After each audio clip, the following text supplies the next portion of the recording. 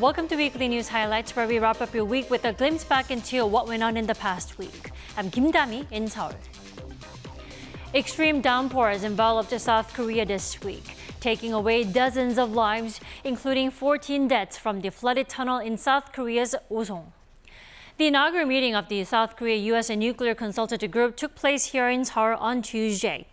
As a show of security commitment, a U.S. nuclear submarine docked in Busan for the first time in decades, prompting North Korea to launch 2 short-range ballistic missiles.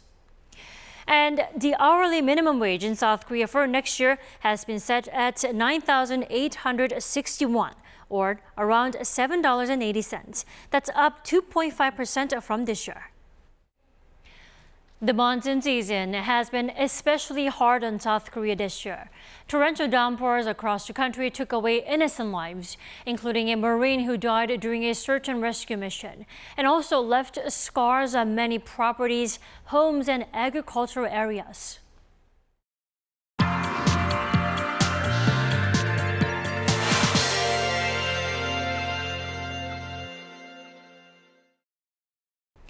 South Korea has suffered from catastrophic downpours that hit central and eastern parts of the country. For more, we have our Kim Jung-sil joining us here in the studio. Welcome, Jung-sil. Thanks for having me, Dami. Jung-sil, it's been a terrible few weeks here in South Korea. Tell us the latest. Right, Dami. At least 46 people have died, with 4 still missing as of Friday morning. And this is one of the worst monsoon-related disasters that South Korea has seen in recent years. This time, the torrential rain poured heavily over central and eastern parts of the country. And I want to mention 2 areas that were especially hit hard. First, let's take a look at Yecheon-gun County in Gyeongsang-buk-do Province, which has suffered from catastrophic landslides due to the heavy rain. 10 people have been killed in Yecheon, where people's houses and properties have been completely destroyed. At least 27 people have died in Gyeongsang-buk-do Province together as of Friday morning from landslides or flooding, and more than a dozen are injured. Also in Yecheon, I want to mention a young Marine who was killed after getting swept away in the floodwaters of the Naesongcheon stream. He had been dispatched there to help with the search and rescue operation. He reportedly went into the river without wearing any life jacket, and people in South Korea are grieving his death, including President Yoon Suk-yeol, who said a thorough investigation will be conducted to prevent this from happening again. I heard he's an only child, and the parents have tried for a decade to have a child, so it's an absolute tragedy, and my heart really goes out to the parents. Yeah, absolutely. Then what about in Osong? What happened there? Right, Tammy, an underground tunnel there had been flooded. The tunnel is called the Gunpyeong No. 2 tunnel that was flooded by the river that was running right next to it, trapping 17 cars underwater. It took only 2 minutes for 60,000 tons of river to fill the tunnel, and 14 people were found dead. And there has been a lot of criticism over this particular disaster, as residents there say the traffic could have been controlled, as the flooding warning has been in effect for hours before the accident. South Korean Land Minister Won Il-yong visited the tunnel on Monday morning and told reporters that there will be a thorough investigation there, and that the president will ask for accountability for those who are responsible. Not only that, huge areas of agricultural land have also been destroyed, right? What do we know about that so far? Right. The Central Disaster Control Headquarters is estimating that more than 34,000 hectares of agricultural land had been destroyed, and more than 820,000 livestock had been killed as well. You know, Jung-sil, actually, Arirang's Choi Soo-young went down to one of the hardest hit areas in the country, that's Gyeongsang-gun County, Chungcheongbuk-do Province. So why don't we take a look at a report? Sure. Heavy rain in Chungcheongbuk-do Province has meant that the central part of the country is one of the most affected, alongside Chungcheongnam-do and Gyeongsang-nam-do provinces. Here in Gyeongsang-gun County in Chungcheongbuk-do Province, a total of over 400 millimeters rain has dropped since July 13. Flooding has caused serious damage to the fields and crops. This massive flooding was caused by the Gyeongsang-gun Dam, overflowing for the first time in 43 years, leading to the evacuation of around 6,000 residents. According to officials, approximately 600 residential and commercial facilities collapsed, and the agricultural land damage area is estimated to be around 27 square kilometers, 8 times larger than Central Park in New York. People who have been affected don't know what to do next. This place used to be our workplace, but everything is gone. Nothing is left. The water filled that greenhouse all the way to the end. I only just got myself out at 4 a.m. I'm relieved to just be alive. Helpers are reaching out from all over the country, and volunteers and nearby military personnel are being mobilized to carry out emergency disaster recovery.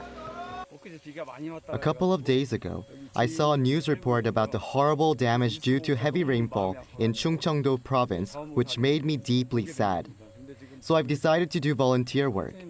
As soon as I arrived, I noticed that everything, even the containers, is being washed away. In any case, such incidents should never happen again. Although the water that flooded the fields has receded, the continuous rainfall is making the recovery efforts challenging. Officials consider Thursday and Friday as the optimal time for recovery efforts. Choi Soo-hyung, Arirang News, Busan.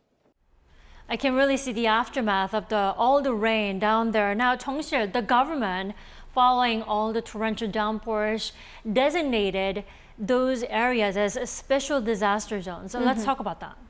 Right.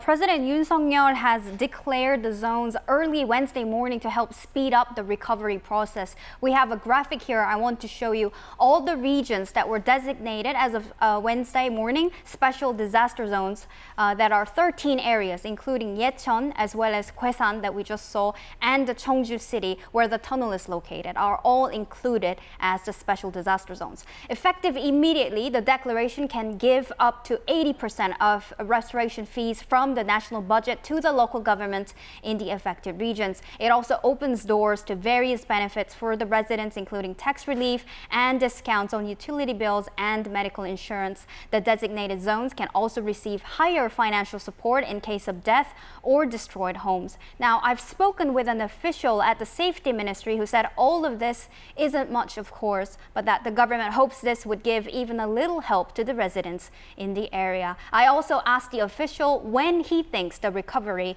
will be complete. Take a listen. For things that can be repaired quickly, we hope to finish the work within the year. And for those that will take longer to fix, like bridges, for example, we hope to complete their restoration by the end of 2025. So definitely over a year or nearly 2 years for a full recovery, and in order for them to get back on their feet on their own.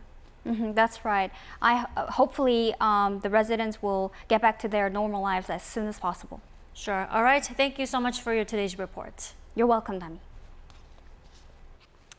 Some parts of the globe, including South Korea, are grappling with severe rainfall. In the meantime, though, regions on the other side of the world is experiencing record high temperatures and unusual heat waves. The magnitude of the climate crisis is being reflected in extreme weather across the world. Let's turn to our Yoon-jin for more. More countries around the world are experiencing climate events caused by extreme weather conditions. In neighboring Japan, just over this past weekend, the country saw some 414.5 millimeters of rain, an amount over 2 days that was greater than over the entire month of July in previous years. In the United States, heat alerts are in effect from California to Florida. The brutal hot air remains trapped, baking the southern half of the country because of what's called a heat dome, when a high-pressure circulation in the atmosphere acts like a dome, trapping the heat. Heat advisories or excessive heat warnings have been issued in 16 states, with the National Weather Service warning that extreme heat and humidity will significantly increase the potential for heat-related illnesses. Actual air temperatures in parts of the Southwest are expected to top 49 degrees Celsius, while states along the Gulf Coast and Southeast could exceed 44 degrees. California's Death Valley, that's been dubbed the hottest place on Earth, reached 54 degrees Celsius on Sunday. Health ministries across Europe have issued red alerts, and with temperatures reaching 40 degrees Celsius in Greece, access has been closed to several tourist destinations like the Acropolis Monument. These warnings suggest that the heat poses a threat to not only vulnerable groups, but to everybody. The heat wave is expected to have a negative effect on Europe's busy summer tourist season, with several popular locations in the affected areas either seeing reduced operating hours or closures. Other tourist destinations, such as Spain's Canary Islands, are even worse off, with thousands being evacuated in La Palma as the ongoing heat wave exacerbates wildfires there. Wildfires are also raging across the continent, including in Greece and the Swiss Alps. The World Meteorological Organization has warned that the heat wave in Europe could continue into August.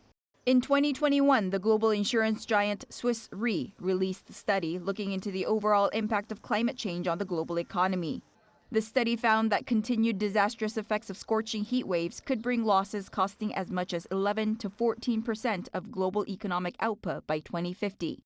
This was based on a scenario where global temperatures rise by as much as 2.6 degrees above pre-industrial levels. 이은진, Arirang News. This week, the very first meeting of the Nuclear Consultative Group between South Korea and the U.S. was held here in the capital. The bilateral dialogue channel is the two allies' latest show of efforts to counter security threats posed by North Korea. Our top office correspondent Osong tells us more.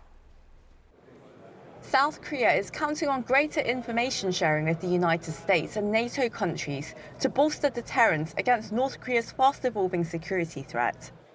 On Tuesday, South Korea and the United States launched the Nuclear Consultative Group in Seoul after the bilateral dialogue channel was formed under President Yoon and Biden's Washington declaration in April. This came amid concerns that North Korea's missile, nuclear, and fast-evolving cyber capabilities may outpace the U.S. extended deterrence policy of defending its allies under a nuclear or conventional attack. Seoul's Deputy National Security Advisor Kim Dami said the NCG will address 5 key issues, including how to operate Washington's nuclear assets together with Seoul's conventional weapons, and the regular deployment of U.S. strategic assets to the south, along with various joint training exercises.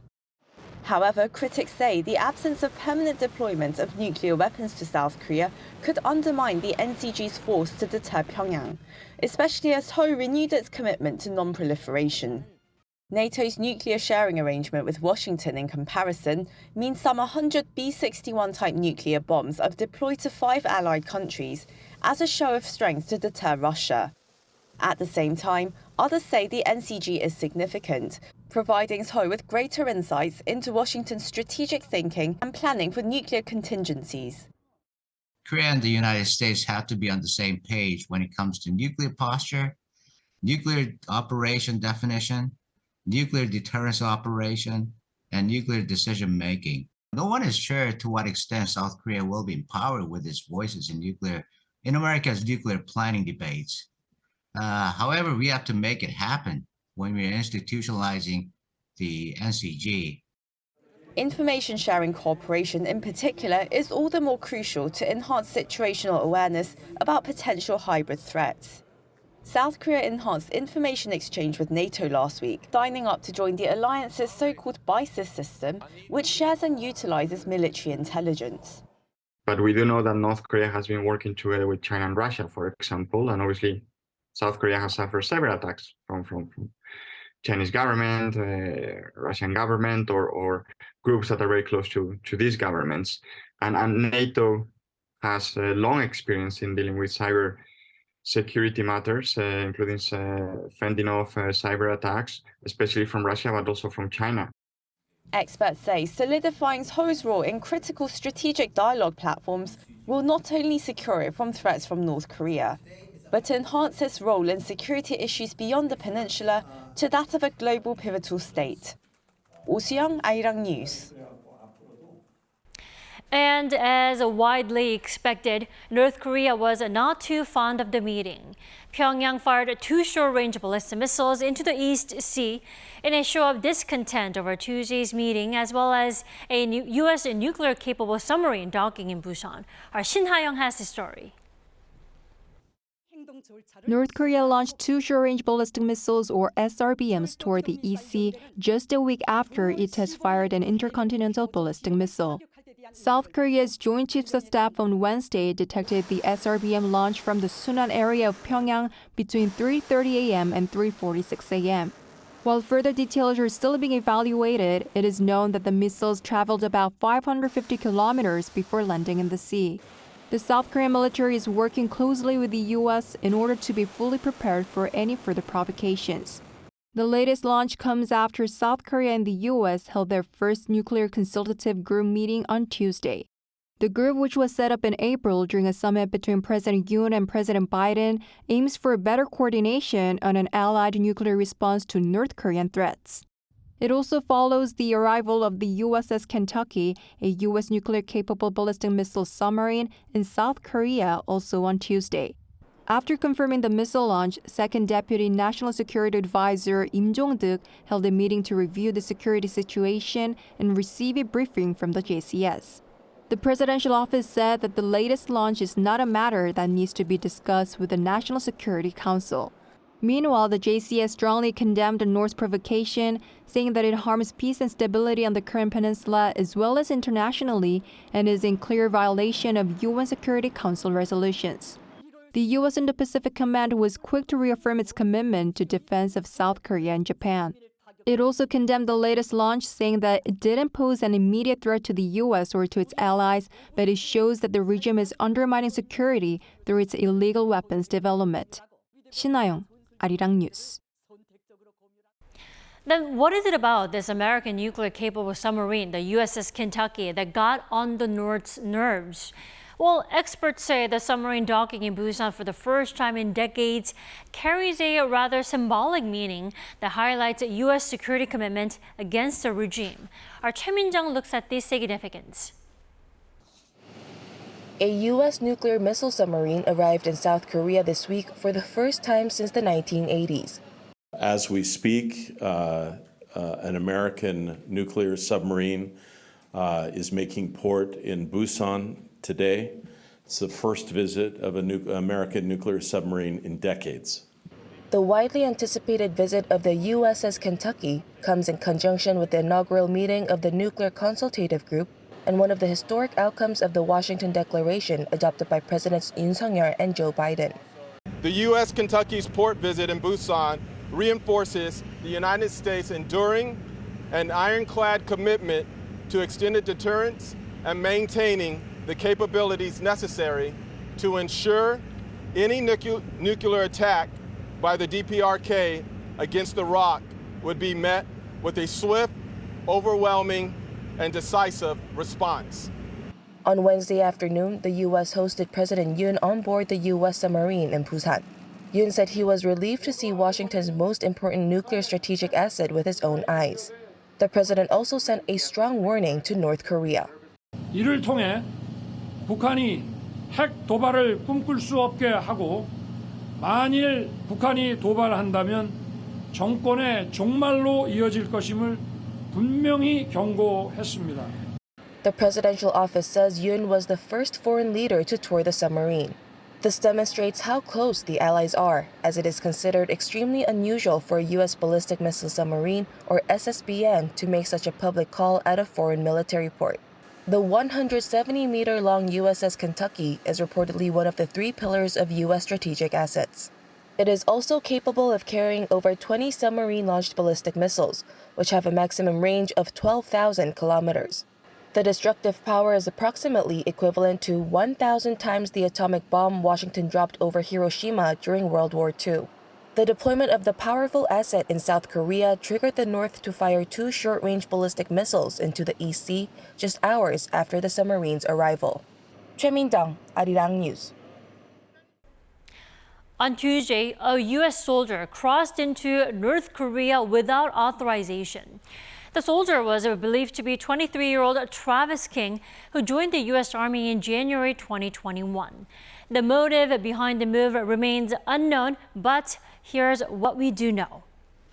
King reportedly served 2 months in a prison recently on charge of assault in South Korea. Now, there are also reports that he had assaulted someone in a club last September. And before crossing over to the north, he was escorted to an airport outside of Seoul to board a plane bound for Fort Bliss, Texas, to face military disciplinary action. However, King failed to board the flight for some reason and later joined the tour of the Korean border village of Panmunjom. From there, he separated from his tour group and ran across the border. People were just taking photos and not really doing much. And then I suddenly noticed that there was a guy dressed in black running very, very fast towards sort of in a curved line towards the North Korean border. And then he didn't stop. And then at about that time, one of the American soldiers shouted, "Get him!" And the American and South Korean soldiers chased after him, but he was going so fast and so close to the border by that point that they didn't catch him. And he is now believed to be in North Korean custody, but there has been no official word from the North regarding his status. And this is not the first time that an American soldier has willfully crossed over the North. 58 years ago in 1965, then Sergeant Charles Robert Jenkins abandoned his patrol over fear of combat and possible service in the Vietnam War and walked across the Korean demilitarized zone. He was able to return home after 39 years. And in 1962, U.S. soldier James Joseph Dresnok defected to North Korea, where he worked as an actor in propaganda films and as an English teacher in Pyongyang.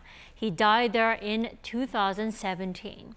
So a total of 6 U.S. soldiers based in South Korea defected to North Korea between 1962 and 1982.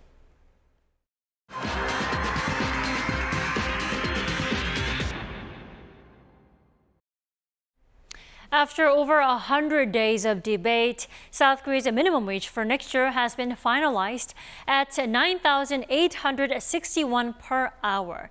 Now that's around $7.80, up 2.5% from 2023. Despite a push from the labor lobby to increase the hourly rate to 10,000 won, our Moon Hae-ryun has the details. The minimum wage for 2024 has finally been set at 9,860 Korean won per hour. That's roughly $7.80 and an increase of 2.5% from this year. The decision was made early Wednesday morning by the Minimum Wage Commission after a record 110 days of negotiations.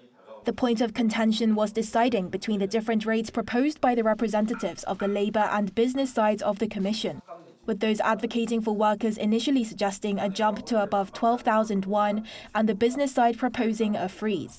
The final vote followed fierce debate with a hike to 10,000 won proposed by the labor side against a figure of 9,861. And despite speculation about whether the country's minimum wage might surpass the 10,000 won mark for the first time in history, the rate was set at 9,861 with 17 of the 26 votes in favor. Once the Commission submits the result to the Ministry of Employment and Labour, the new minimum wage will be finalized by August 5th.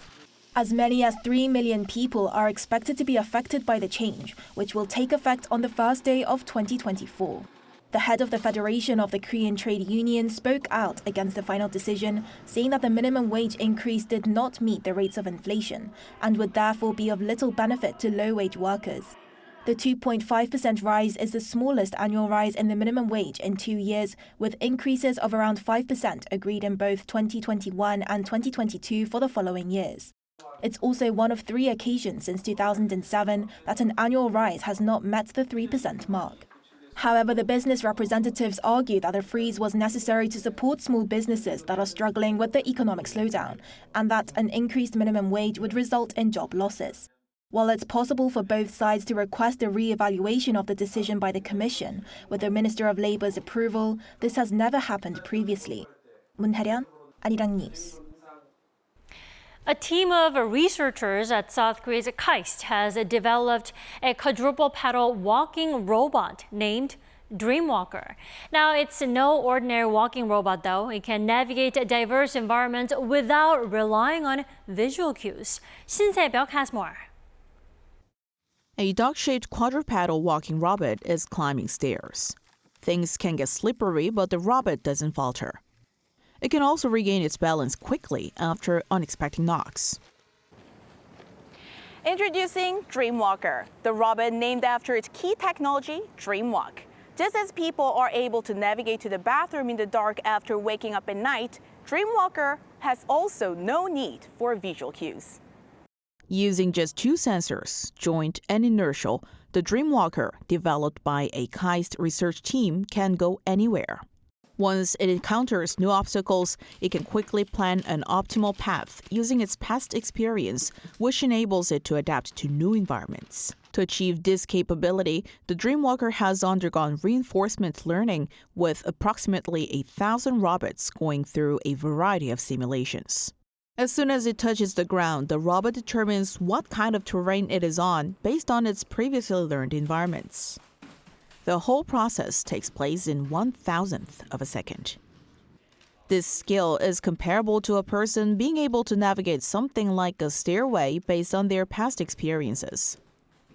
Another thing that sets Dreamwalker apart is its semi-autonomous operation, unlike other quadrupedal robots that typically require full manual control. It's like semi-autonomous. If human cannot intervene, for example, when there's a problem with the communication, there's a delay, or like we cannot know the precise location of the robot can just localize its own self and then finish the mission. In June this year, the team won first place at the Quadruped Robot Challenge after competing against 10 teams, including MIT and Carnegie Mellon University. In the future, Dreamwalker's unique features could be used in many situations, especially in dangerous settings.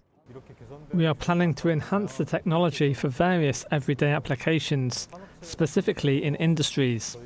We envision using it for tasks such as inspecting high places or monitoring the management of hazardous gas leaks in plants. The research team also said they hope the robot could be utilized for missions in disaster areas such as for collapsed buildings, fires, and more, while ensuring safety and efficiency. 신세벽, 아리랑 뉴스, 대전.